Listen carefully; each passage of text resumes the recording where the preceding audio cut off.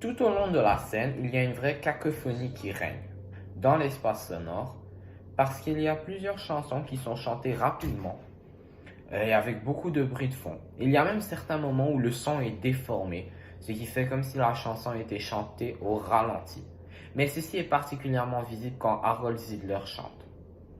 Quand Satine rentre sur scène, elle commence à chanter.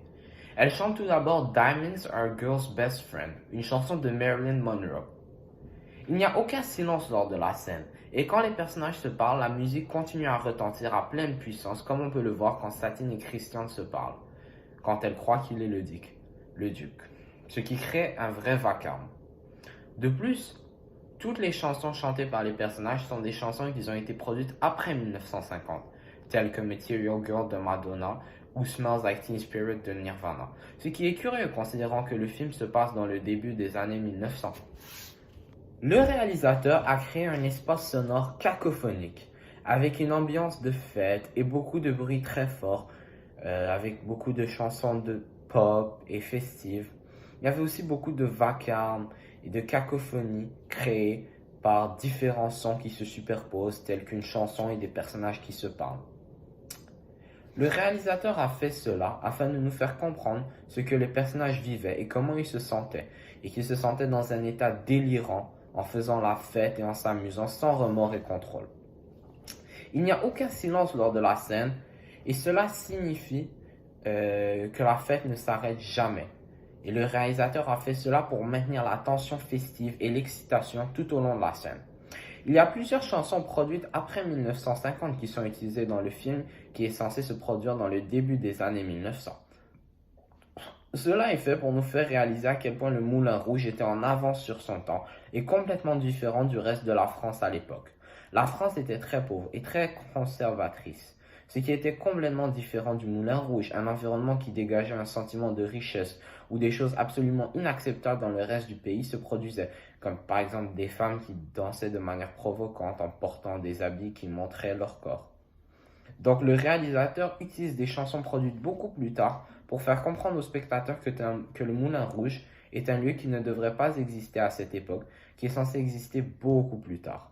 Satine chante une chanson de Marilyn Monroe, Diamonds Are a Girl's Best Friend, pour faire comprendre aux spectateurs qu'en fait elle ressemble un peu à Marilyn Monroe et qu'elle veut devenir une star internationale et elle croit qu'elle a le talent nécessaire. J'ai beaucoup apprécié l'espace sonore qui a été utilisé lors de la scène car les multiples cacophonies créées ont aidé à ma compréhension de la scène et m'ont fait ressentir ce que les personnages vivaient. J'ai pu mieux décerner la tension festive et l'excitation que les personnages vivaient. Et le fait de rajouter des chansons produites après 1950 et une chanson de Marilyn Monroe a été très efficace car cela m'a aidé à comprendre des choses qui ne sont pas dites dans le film mais qui encore une fois améliorent ma compréhension et mon appréciation. Alors, pour ce qui est des personnages, un des aspects qu'on a pu observer, c'est vraiment la différence entre l'absurdité du monde de Moulin Rouge et celui de Christian. Christian est le personnage principal du film et bizarrement, lorsque je le vois, il me rappelle beaucoup un personnage du film Cool World, sorti en 1991. Dans Cool World, le personnage est bloqué dans un monde de ses dessins qui est assez vulgaire, assez, on va dire, impropre. Et il se retrouve dans une situation où lui, il doit accepter le monde et il l'accepte extrêmement vite. Ça m'a donné un peu le même effet avec Christian dans Le Moulin Rouge. Il arrive d'un passé avec son père où il vivait dans une famille riche. Et là, il arrive en ville. Et là, tout d'un coup, tout devient vulgaire. Sa première rencontre, c'est avec des gens qui sont assez, on va dire, différents. C'est-à-dire, on parle à un nain, un homme assez bien déguisé, un argentin avec beaucoup de stéréotypes comme ça. On parle vraiment du personnage comme si il acceptait la vérité directement.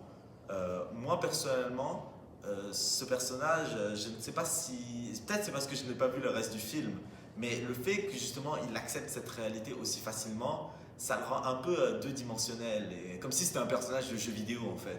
C'est-à-dire, il arrive, on oublie complètement le passé, le fait que lui, il a vécu dans une famille assez sérieuse, d'après les commentaires que son père lui a fait pendant le film. il vit dans une famille sérieuse, il arrive à Paris et il accepte le fait que voilà, il arrive dans une pièce, que les femmes dansent, ils sont aussi libérés, alors qu'il a l'air de venir d'une famille conservatrice. Ça rend le personnage un peu moins, on va dire, distingué, comme s'il n'avait pas de personnalité, qu'il ne faisait juste suivre le scénario pour avancer le film. J'ai observé que, vers le milieu de l'extrait, les lumières se sont éteintes brusquement et puis une seule douche de couleur bleu clair est venue éclairer Satine qui a fait son entrée dans l'espace scénique en descendant du plafond à l'aide d'un banc relié par des cordes. Les angles de caméra oscillent entre un plan plus éloigné nous démontrant Satine qui est éclairé sur un fond sombre créé par la pénombre du reste du cabaret, en fait, avec, bien sûr, tout ce qui est le décor et l'éclairage est fermé dessus, et un gros plan sur son visage, encore une fois éclairé par le faisceau bleuté. Il en est de même pour sa sortie de l'espace scénique du cabaret. Selon moi, la façon dont Satine est éclairée représente tout d'abord sa classe et son élégance, ce qui concorde avec son surnom de diamant étincelant. La lumière bleu clair qui est braquée sur elle, et seulement sur elle, crée le sentiment qu'elle est supérieure au reste des danseuses et aussi des clients, parce que c'est comme si elle venait d'une classe sociale à part, en fait.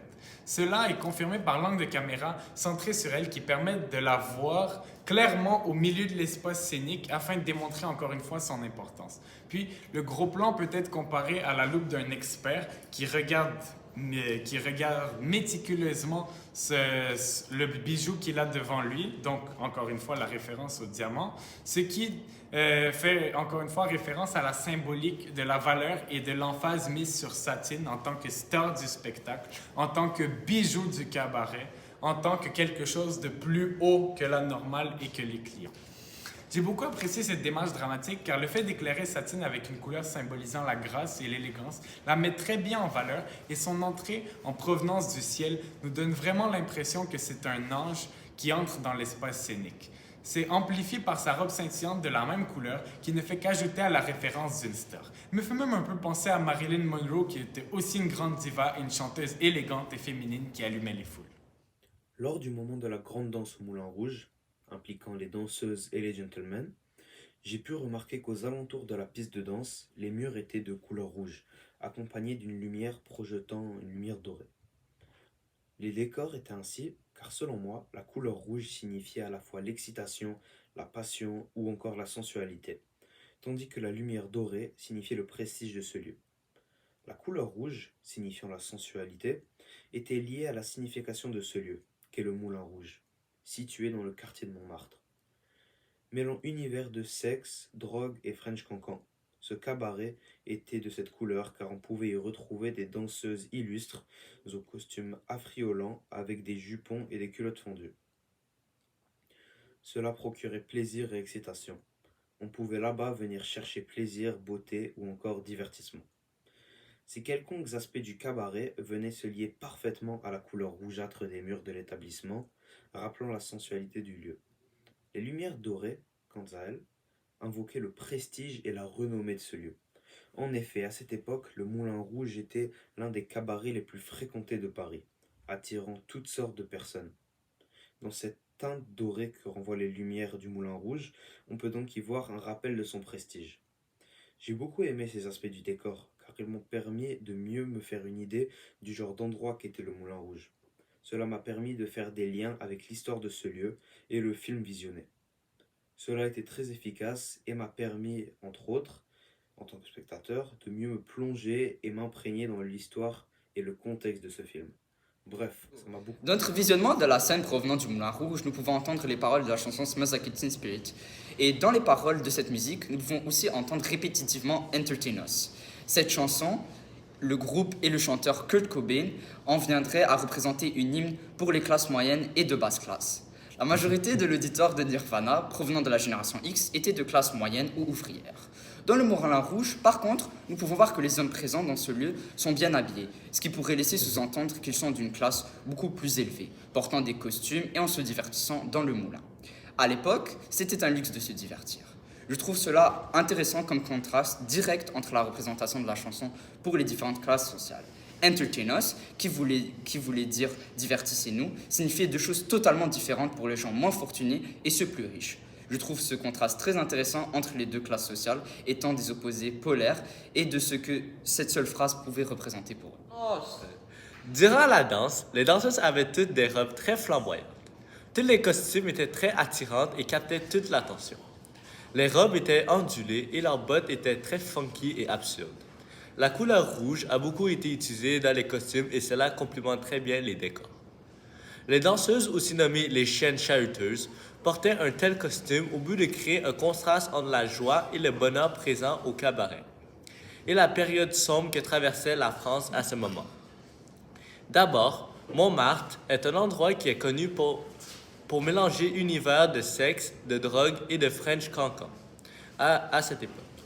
Et la couleur rouge représente parfaitement cet environnement de passion et de chaleur. J'ai bien apprécié l'effet de contradiction entre la dure réalité de l'époque et la joie de vivre présente au cabaret.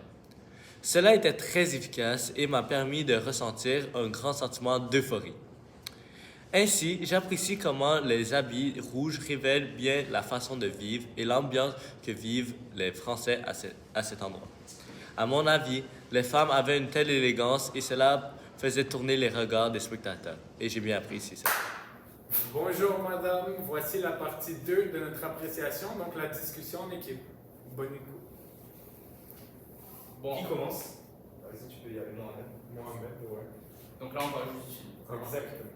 Donc moi je pense que dans le film il y avait vraiment moi je trouve que l'implémentation des couleurs dans la scène qu'il fallait évaluer, je trouve ça vraiment intéressant, les différentes couleurs qui sont vraiment chaudes et vives, je trouvais ça assez intéressant. Puis on sentait vraiment la festivité dans. Qu'est-ce que tu penses que ça représente, ça? Moi je pense que ça représente la festivité, ce que je disais. Puis je trouve que on pouvait vraiment voir ça parce qu'il n'y avait vraiment pas de couleurs si froides que ça. Il y avait vraiment beaucoup de couleurs chaudes, surtout chez les robes des dames. On peut vraiment voir du rouge, du rose, du orange. Donc moi je crois que ça faisait surtout appel à l'amour, à la séductivité et aussi à la festivité. Moi, je pense que l'espace sonore, il vient confirmer cette tension festive-là, parce que c'est des chansons pop qui sont chantées. Elles sont chantées très fortes, le volume il est très fort, et on a vraiment l'impression d'être là avec les personnages. J'ai beaucoup apprécié ça. J'ai l'impression d'être dans le Moulin Rouge avec eux. C'est très bien fait par le réalisateur. Oui, tu as raison.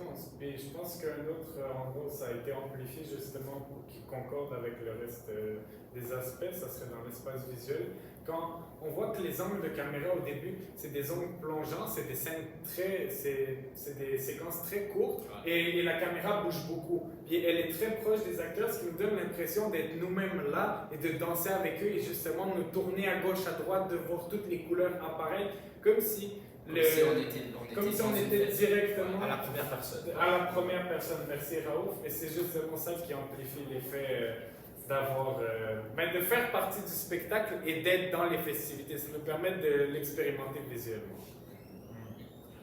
Moi aussi, je trouve que cette ambiance, elle est aussi aidée par certains personnages.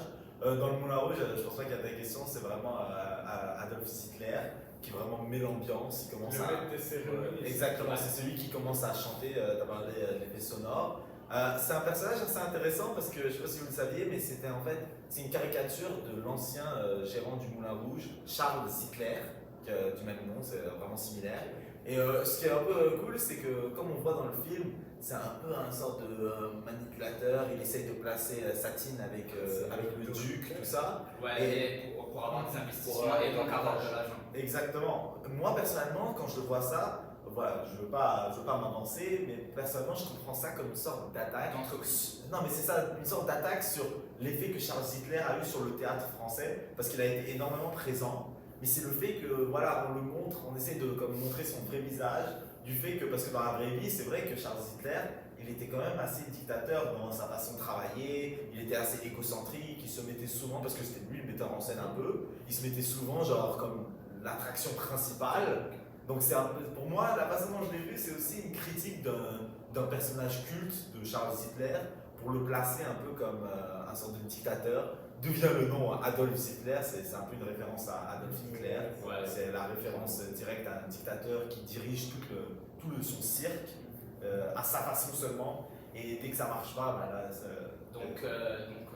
ce que je comprends, cette œuvre, il a quand même, donc il le caricature comme ça pour en fait démontrer qu'il tasse complètement le côté artistique de la chose et qui trouve que le Moulin Rouge et le divertissement, ça doit vraiment être sur sa manière de le voir, c'est vraiment lui qui doit être le personnage principal et c'est aussi une manière pour lui de monétiser. Peut-être pas artistique, parce que Charles Zeta n'a pas de question qu'il adorait l'art, mais peut-être vraiment le côté égocentrique. C'est-à-dire Il a placé son ego avant l'art. Voilà, Il fait exactement. l'art, mais c'est quoi le point de faire ça? Il le fait pas pour l'amour de l'art, il le fait pour Ouais, c'est exactement ça. Exactement. Moi, je pense que cet aspect de caricature-là que vous avez ramené et de parodie, et on essaye de vraiment lier ce personnage-là à parole d'Adolf Hitler, désolé. Bah, on peut aussi voir ça avec Satine et Marilyn Monroe, mais ça vient se confirmer dans l'espace sonore parce que quand Aaron Ziller chante, le son est déformé, parfois il dit juste bababou, bababou, il y a vraiment une musique absurde qui est dite, donc on a l'impression que c'est un peu une parodie absurde. Et sa voix est différente de celle du chanteur, elle est plus grave et un peu plus rauque, comme si t'es quelqu'un qui voulait essayer de chanter mais qui le faisait pas bien. Stéphane, qu'est-ce que t'as pensé toi? Moi, j'ai bien aimé le point de Samy, que l'aspect absurde, surtout dans les déguisements, je pourrais voir ça parce que c'est pas des déguisements que tu mets ça à l'extérieur, c'était pop, tout ça, comparé à la vie en France où c'était sombre, il n'y avait pas vraiment de joie dans la rue. Mais ce qui est bien avec le bar, c'est que tout le monde est un peu, surtout les femmes, les chiennes charters, c'était tout habillé en couleur, comme si ça contrastait vraiment la vie en France, puis le bar. Puis j'ai bien aimé ça parce que, en plus, ça se passe à Montmartre, qui est une place reconnue pour la drogue, le sexe et tout ça. Puis j'ai bien aimé que ça se passe. Ça aussi fait un contraste avec le déguisement de Satine, hein, puisqu'il est beaucoup plus différent que celui des autres chaînes de diamants. Oui, mais justement, le but d'aller avec ce déguisement-là pour Satine, c'était de la différencier de la masse festive et comme populaire avec toutes les couleurs. Elle, non, c'est vraiment l'élégance. L'extravagance. L'extravagance, c'est quelque chose qui vient du ciel. Les projecteurs sont braqués sur elle. Et vous remarquez, Samy te fait l'espace sonore, c'est mieux que moi, que la musique change aussi. C'est une musique un peu. Material Girl. Oui, exactement. Material Girl. Ils mettent des chansons ensemble, ils combinent Diamonds Are Girl's Best Friend et Material Girl, parce que vraiment Satine, on a l'impression que c'est l'une de ces stars internationales là et qu'elle s'inspire d'eux, mais en fait avec la chronologie. C'est aussi la Marilyn Monroe. Exactement, moi je veux aussi en parler. C'est aussi le contraste avec justement Satine et le Duc. C'est vraiment, on va dire, une caricature qui a été faite plusieurs fois, mais l'idée de JFK et Marilyn Monroe, c'est vraiment ça l'idée. Si vous êtes intéressé, il y a aussi le documentaire, un vieux documentaire qui s'appelle Goodbye Mr. President, qui justement parle de cet événement, le fait que l'effet genre de cette histoire de Marilyn Monroe qui chante Happy Birthday Mr. President, ça a été connu partout. Et c'est un peu pour montrer justement ça, c'est une femme genre séductrice qui essaye d'attraper quelqu'un pour l'argent. Pour son gain matériel. Exactement, ça a été vu plusieurs fois. Et c'est aussi un stéréotype justement que dans les débuts des années 2000, qui commence à être avancé, parce que je vous rappelle, là c'est l'époque justement des modèles extrêmement minces, tout ça, nanana. On commence à changer la vision de la femme, que maintenant pour avoir une belle femme, Il faut avoir de l'argent. il faut lui donner de l'argent. Il faut que ça soit scintillant, il faut que ça soit comme un bijou, un diamant. Exactement.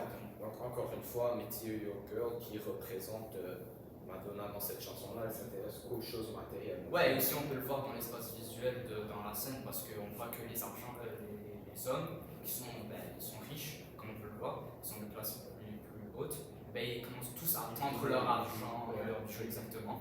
Et donc, pendant qu'elle passait, et elle regardait juste ceux qui offraient la plus grosse somme d'argent.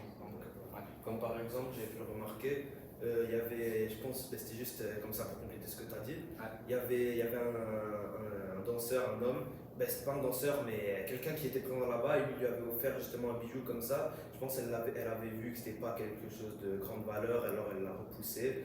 Et elle a repoussé son bijou, elle est allée voir d'autres personnes. Je pense que c'était des fleurs qu'elle avait repoussées. Et c'était pour montrer, justement, mais ça c'est très bien parce que ça montre vraiment l'image. C'est-à-dire les bijoux, elle l'a pris, elle l'a montré, tout ça. Par contre, quand l'homme il a montré. La fleur qui représente l'amour, voilà. l'amour pur, elle a préféré. Parce que c'est vraiment un changement de mentalité chez. Genre, l'idée que la femme maintenant, c'est plus une question de le romantisme, c'est fini. Ça, c'est dans le Paris on va dire, du 19e siècle. Là maintenant, on est début du XXe siècle, on prend ça au sérieux. Et c'est cette comparaison entre l'argent et l'amour qui conclut notre discussion. Merci beaucoup de nous avoir écoutés. Au revoir.